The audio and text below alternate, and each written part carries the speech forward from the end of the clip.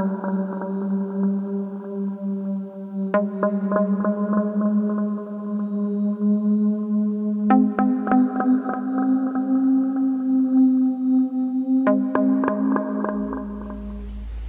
is up, you guys, and welcome back sa channel natin. I just want to answer some questions, no, na I've been receiving for the past couple of months, no. Yun. Dami kasi nagtatanong, no. Kasabwat, bakit hindi ka na masyadong nag-upload? Bakit nawala na yung weekly videos mo? Nag-aantay kami, yun, and so on. Dami nagko-comment, no. May mga nagme-message, yan. Nakakatawa, no. And still continues pa rin yung pagtaas ng subscribers natin. We are currently at 17,000 subscribers. 17.1 pa 17.2 na siya. Yun. So salamat mga kasabwat sa patuloy na pag-subscribe sa channel natin kahit hindi na tayo madalas nag-upload ng video, no. Yun. But to answer the question, no, bakit hindi na nga ba ako masyadong nag-upload? It's not that wala na akong may upload or naubusan na ako ng ideas. Kasi if you look at my notes, no, I have a lot of video ideas, contents and all, na up until at least February of 2025, no. So ang dami kong balak sana i-upload. Pero ayun, ba't nga ba ako minto? Medyo naapektuhan din kasi ko, no, na biglang bumaba yung views natin, yung interaction ng mga subscribers, ng mga nanonood, yun, biglang kumonte, yung earnings natin biglang nawala. Yun, so parang sabi ko, what's the point, no, kung if I'll continue this, parang what's in it for me? Wala naman na akong gains, no. But then again, bigla na namang gumanda na naman, bumalik na naman yung kita, and all, no. Tapos naisip ko, sayang and sayang din yung mga talagang nag-aantay ng mga videos, mga nagme-message pa talaga. By the way, dun sa ibang nagme-message, no, hindi ko na talaga lahat nasasagot kasi tatrabaho din ako, no, at hindi ko talaga maasikaso. So I just like to put out contents like this or mga informational videos about tattoos, no. Parang hindi rin ako nag-expect dati na parang lalaki yung channel, kikita, ganun. So hindi ako masyadong, medyo mababa yung interaction ko sa mga nanonood, no. But if I have time, no, nagre-reply ako, pinupusuan ko yung mga comments, yan, nakikita nyo. Pero parang hanggang doon lang kasi ang dami kong ginagawa. Yun. But I'll still try. Sabi ko nga, no, I wanna try to change the format na itong channel. I wanna make it more a personal channel, parang personal vlog. Hindi ko alam kung paano ko gagawin yung transition.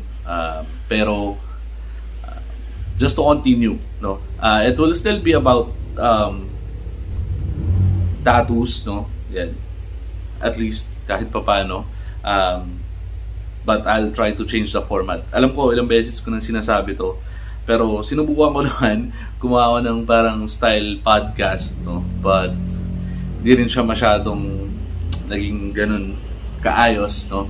And ang hirap mag-upload ng video sa Spotify. Although pwede naman upload ko pa din sa Spotify, but as audio na lang siguro. Pero tingnan natin. Right now medyo nagkaroon na ako ng konting free time. So bala ko din ibalik yung videos. And what I wanna start with is to change the parang format ng channel, no. Kasi, yun, that's also the reason bakit di ko, yung ginawa kong pangalan ng channel is yung pangalan ko din talaga. Hindi nung tattoo shop ko or whatever, no. Ang bala ko, if I'm gonna continue parang teaching mga tattoo or doing informational tattoo videos, siguro upload natin yan sa Spotify. Tingnan natin, pero I wanna make this channel more of a personal channel para sa akin, no? Kasi ayun, since konti na nga din naman yung nanonood, konti na yung interaction, no? Hindi na rin ganun kadami yung nagko-comment, at hindi na rin ganun ka bilis yung pagdami ng subscribers. But still, since there are subscribers, no, di ko alam if tatanggapin pa rin ng mga subscribers yung gagawin kong change dito sa channel. Pero ayun, yun lang, kasi medyo paano nga pa to? Parang medyo nahihirapan na din ako, no, na mag-upload ng mga about tattoos, kasi parang yung nakikita ko, no, ang gusto na lang ng tao ngayon is manood ng nagtatattoo, yun, mga ganun na videos. Yun din yung mga nakikita ko ngayon, and other channels nag-shift na rin sila sa ganun, nagvi-video sila na nagtatattoo. Pero kasi medyo may mga nahihit tayo na community guidelines for YouTube, so kaya hindi ko siya ginagawa talaga.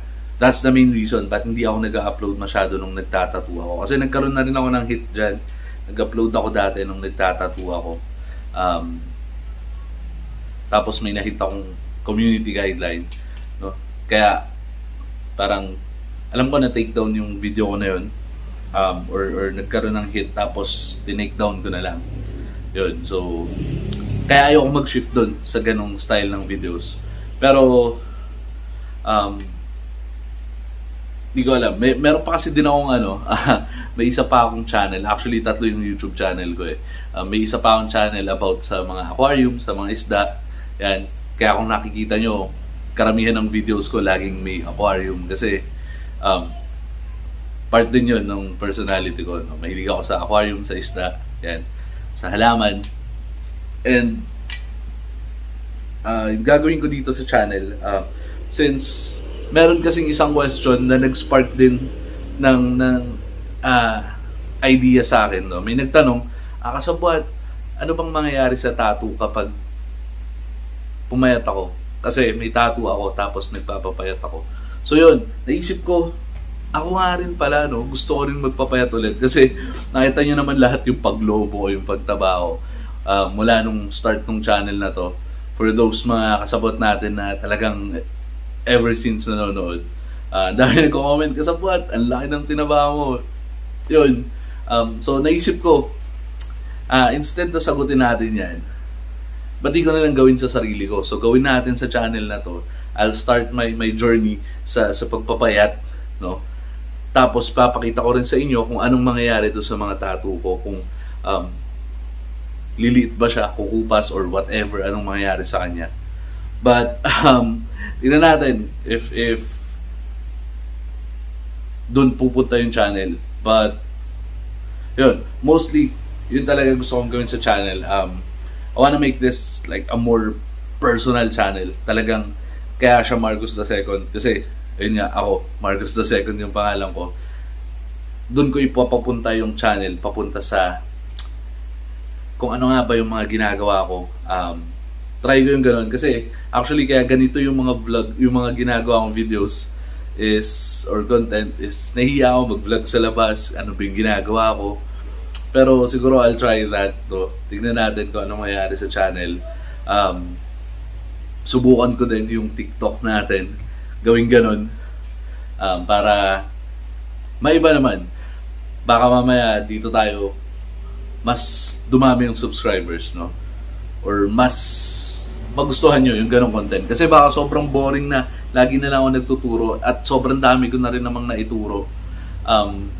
Feeling ko okay na yun. Feeling ko din wala nang masyadong gustong matuto mag-tattoo.